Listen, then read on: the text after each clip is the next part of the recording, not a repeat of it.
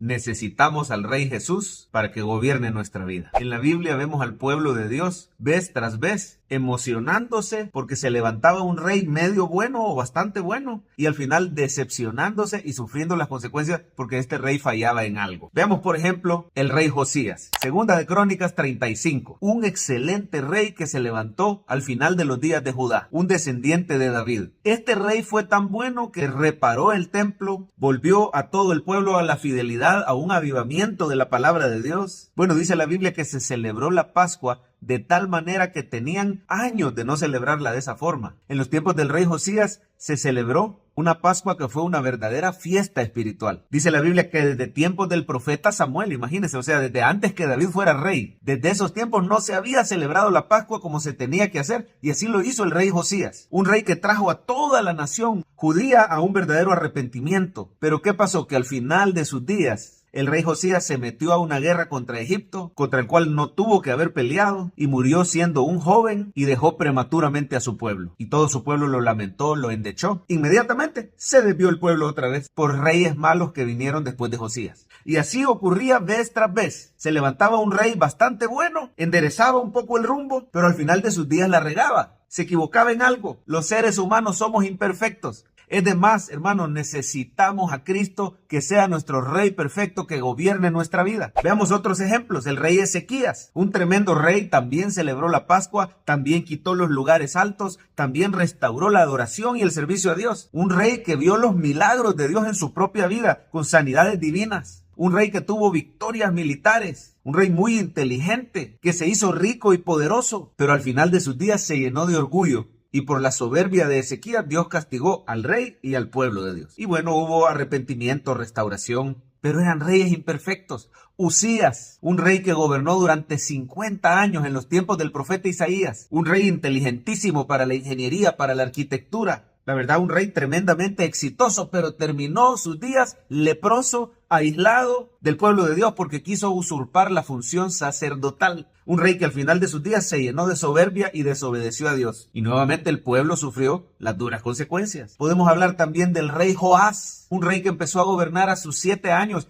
dirigido por el sacerdote Joiada. Y mientras el sacerdote Joiada vivía, Joás siguió los caminos de Dios y el pueblo de Judá fue bendecido. Pero al nomás se muere el sacerdote Joiada, Joás se desvía y termina matando al hijo del sacerdote Joiada, a Zacarías, y desviando todo el pueblo en pos de la idolatría. Y así podríamos estar hablando de reyes que fueron buenos a medias, pero al final fallaron. El rey Salomón terminó inclinándose en pos de otros dioses, siguiendo las deidades falsas de sus 1000 mujeres, apartándose de los caminos del Señor. Y eso que decían que era el rey más sabio que jamás existió, pero nunca fue sabio ni santo como nuestro rey Jesucristo. El rey David, todos los reyes de Judá eran comparados con el rey David. Cuando se levantaba un rey bueno como el rey Josafat, por ejemplo, era comparado con el rey David. Pero tanto David falló, cayendo en adulterio y en asesinato como autor intelectual, como también Josafat cayó con amistades con reyes impíos como los reyes de Israel. Lo cierto es que el Antiguo Testamento termina con el pueblo de Judá en la cautividad babilónica. 70 años estuvieron cautivos como esclavos en Babilonia, porque eran como ovejas sin pastor.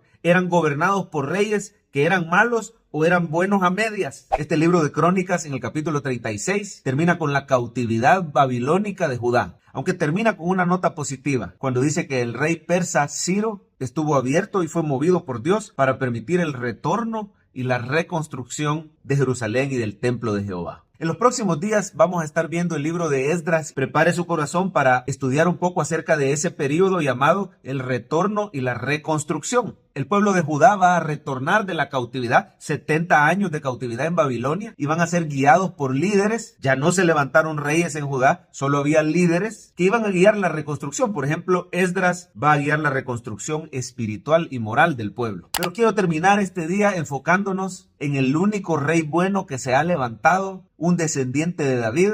Las promesas de Dios no fallaron. Cuando Judá se fue cautivo a Babilonia, no es que las promesas de Dios hayan fallado. Dios ya había anunciado que iba a haber ese castigo para el pueblo de Dios. Lo cierto es que todos estos fueron reyes buenos a medias. Necesitamos a Jesús como el único rey bueno, el único rey perfecto, el Hijo de Dios que gobierne nuestra vida con justicia, con gracia y con verdad. El Antiguo Testamento termina pidiendo a gritos que se levantara ese Mesías, ese rey bueno prometido en todo el Antiguo Testamento. Y la verdad que todos estos reyes de Judá no la hacen, todos fallaban en algo. El único rey bueno se llama Jesucristo y él vino hace más de 2000 años. Vino a este mundo a dar su vida por nosotros y a establecer su reino en nuestros corazones. Jesús vivió una vida perfecta, la cual ningún ser humano ha podido vivir. Él dio su vida como Cordero de Dios, sin mancha y sin pecado. Murió en esa cruz, pagando por tus pecados y los míos. Resucitó al tercer día, comprobando que es Dios. Venció la muerte y hoy está vivo y reina en los corazones de los creyentes. Y no solo eso, Él está estableciendo su reino en este mundo a través de la predicación del Evangelio. Los cristianos tenemos esperanza, que hoy los creyentes somos el verdadero pueblo de Dios. Y un día nuestro Rey va a venir por segunda vez a esta tierra y va a establecer su reino y reinaremos con Él eternamente y para siempre. En tu vida, tú también eres imperfecto como los reyes de Judá. Has hecho algunas cosas buenas, pero son más las cosas malas que hemos hecho. Necesitamos al Rey Jesucristo. Y hoy es un buen día para que lo proclames Rey de tu vida. Si nunca lo has recibido, este día te invito a que le entregues tu vida,